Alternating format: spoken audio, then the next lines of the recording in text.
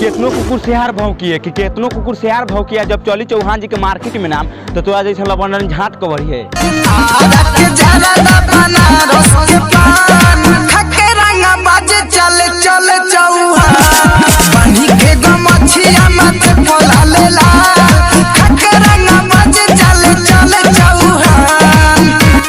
नया नया धमाका करे वाला फौलाद बानी कि नया नया धमाका करे वाला फौलाद बानी। यहाँ सोच समझ के बोलिए बेटा कहे कि चौहान जी के लाल बानी।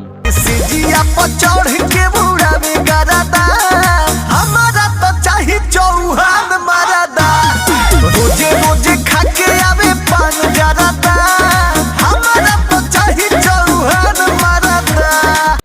जहिया आँच आ जाए तोहरा के तो हिला के रख दे पुलिस थाना के कि जहिया आँच आ जाए तोहरा के तो हिला के रख दे पुलिस थाना के। अब बस एक बात बोले जवाना के कोई भी तकलीफ होके तो याद कर लिया चौहानवा के। गर्मी होला बड़ी रानी